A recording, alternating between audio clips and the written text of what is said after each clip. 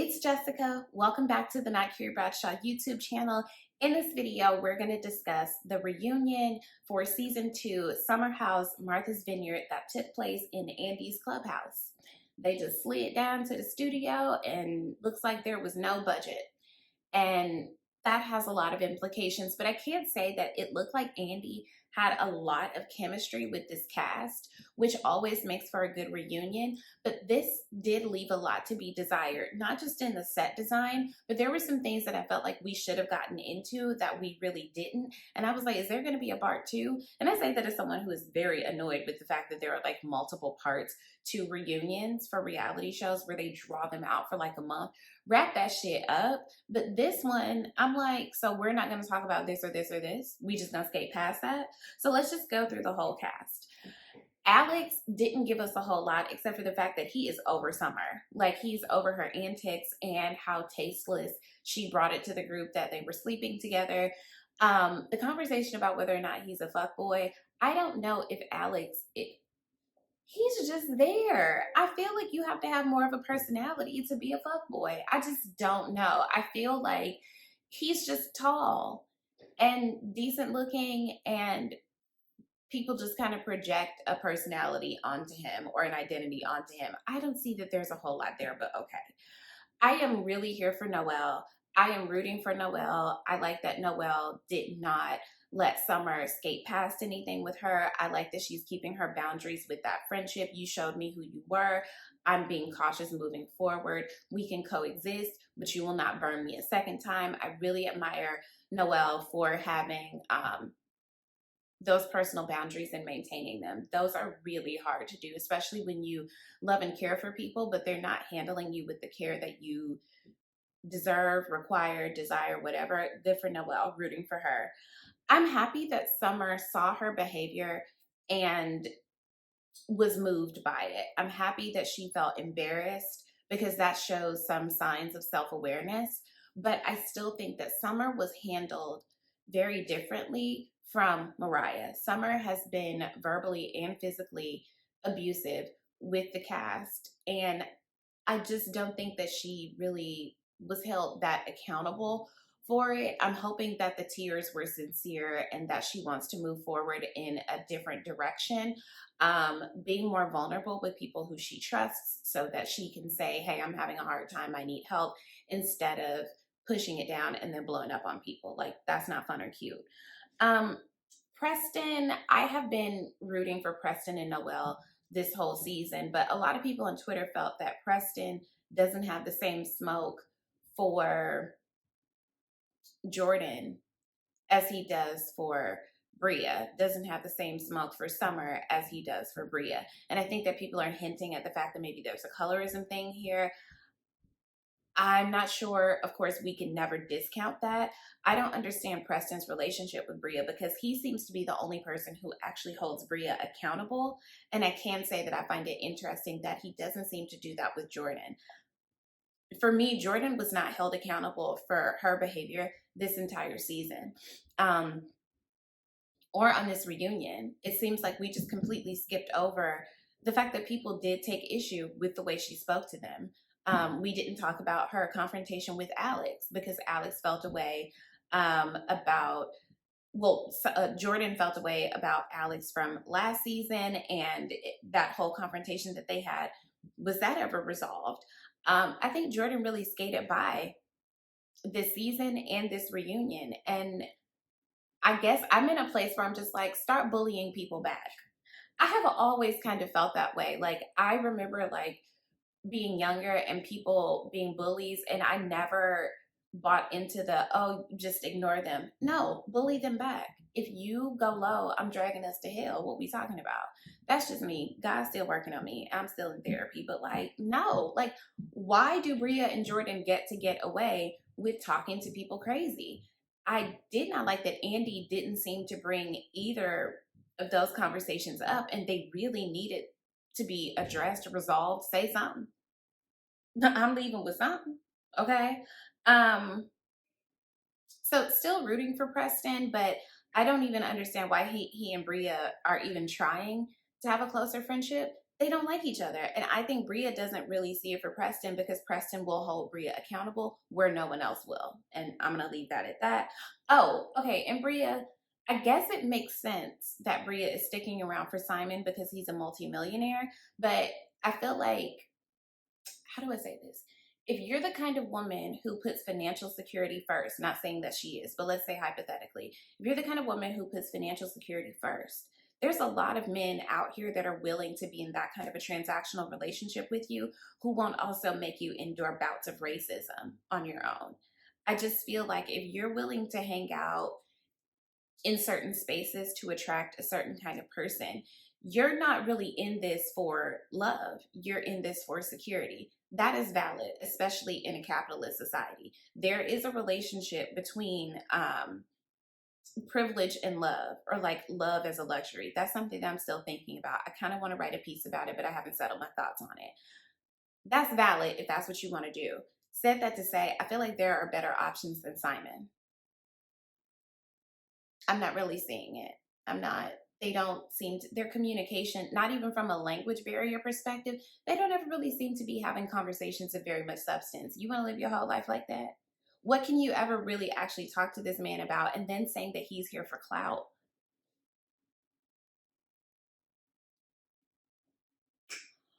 Based on what? This show? Is this show that huge in Germany that he's using you for clout? What's the clout? What? Hmm. Okay. Um, I'm really happy that Andy doesn't see it for Amir and Natalie. I like that he started the show going in on Amir as a neutered man. Um, I love the deafening silence when Andy asked if anyone thought that Natalie and Amir were right for each other. I thought that it was hilarious that Amir said that Natalie came into the house wanting to form relationships. No, she didn't. She immediately was standoffish, which Amir did admit, but he also didn't really sit with the fact that Natalie had a lot of anti-Black sentiments, and I think that he's not highlighting that because he also has anti-Black sentiments, and they jump out. It's not even like a suspicion. It's very much there, very on the nose. And getting a house together that she's not financially obligated to, but her name's on the what are we talking about, Amir?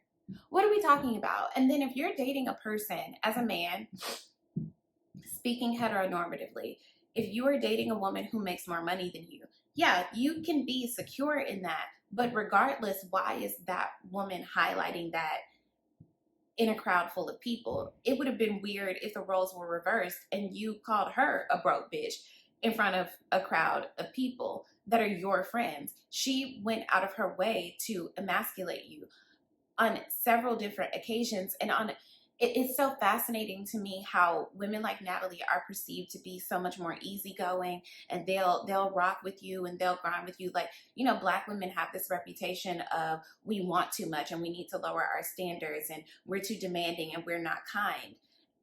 And to that I always say, have you really been around non-Black women to make that kind of an assertion? I feel like that's based on like anecdotal evidence or some shit that you've observed on TV. Because by and large, I feel like it's that kind of a situation.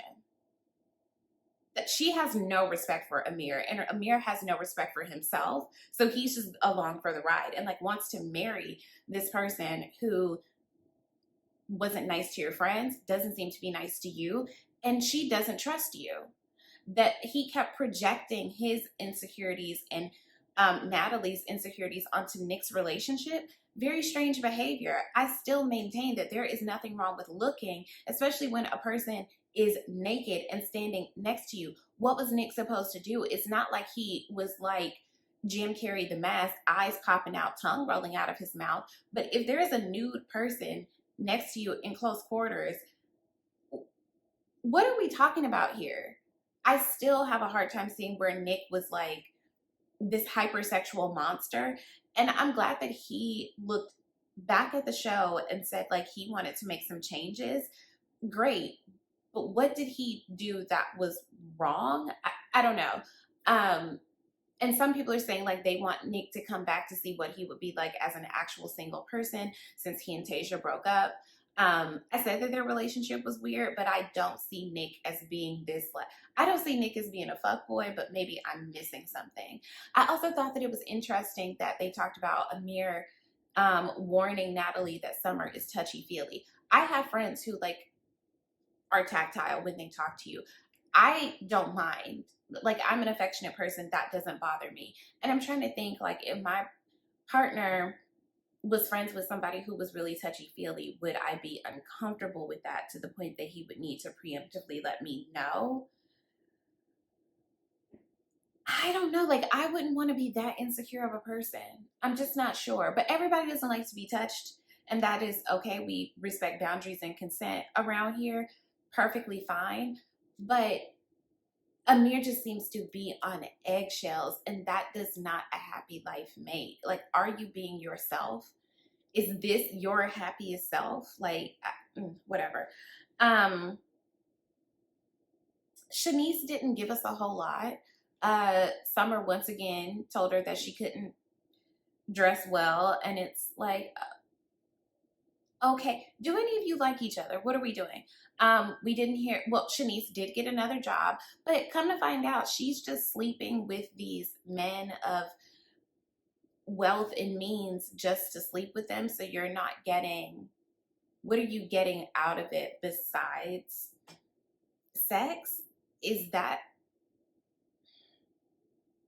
I guess, what difference does it make what the person has, right? If you're not getting a relationship or some sort of tangible something out of it, what difference does it make if they're wealthy? You could just be with a homosexual if that's the case. You could be sleeping with dudes who ain't got shit if you're not getting anything from. What are we talking about here? I don't understand Shanice. Still don't get it. Jasmine is still looking for answers about why she's basically been iced out, why they don't seem to like her. And it's valid questions. What I think is, last season, Jasmine was very draining because Jasmine, I think, was trying to fit into a mold created by Silas. I think Jasmine was trying to fit into a mold of what a wife and mother should be, as opposed to making that identity her own. That's something that I'm learning from my sister, who just had her first baby, and she's actually making me feel less fearful about motherhood, because one of the things that I've been afraid of is having to give so much of your own identity up in order to be a good wife and mother. What I'm realizing is, you make everything what you want it to be within reason. If you don't want to be that kind of wife and mother, you don't have to be. It's a matter of the partner that you're with, what you're comfortable doing, and what you can decide on your own. I think Jasmine last season had a really hard time with that, especially because she had a partner that was trying to force her into a role or an ideal of womanhood that I don't think she was really comfortable with.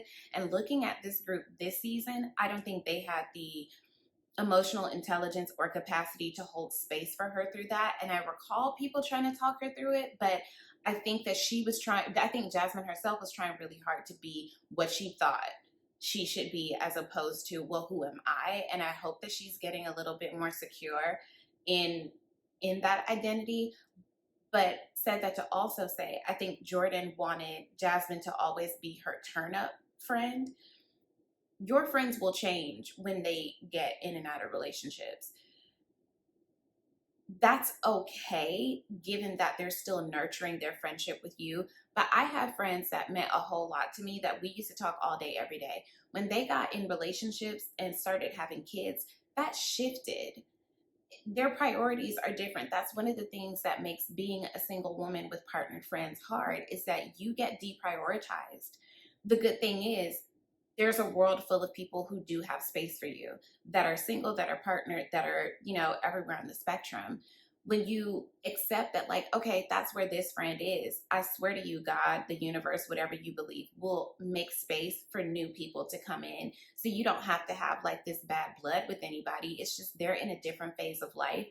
And all friendships don't survive a person's evolution. And I think Jordan is a very unhappy person. And for that reason, she's not emotionally available for what Jasmine is going through. And Jordan skated through this whole season and through this reunion. she nor Bria were held accountable for their behavior. I'm glad that Summer had a visceral reaction to seeing herself. I don't think they gave a shit. Nick and Tasia aren't together. Nick's shirt was unbuttoned too far for me, for my liking. And yeah, he wants to make some changes after seeing himself. I'm curious what he wants those changes to be, because again, I didn't see what the big deal was, but maybe I'm tripping. That's it. Do we want a season 3? Who do we want to be on season 3? I'm sure we can all agree, and I'm sure Andy would agree with us, that we really don't need Amir and Natalie. I mean, Amir's absolute like delusion that Natalie came into that house wanting to be friends with everybody. And it's like, no, she was judgmental the whole time. And she was being messy. You don't connect with people by being messy. You connect with people by connecting with them. I don't think she likes these people. And I do mean these people pejoratively, because I think she does. Anywho, that's it. We're wrapping up the season. Let me know in the comments what you think. And again, if you want season 3, who should be there, who shouldn't. We're rooting for Noelle. Team Noelle over here, ATL girls always. And I will see you guys soon. I will be reviewing House of the Dragon. I just reviewed part 1 of Bridgerton with my good sis Courtney, aka None of My Friends Watch Anime. So check the channel for that. We will be coming back for part 2, and I will talk to you guys soon. Bye.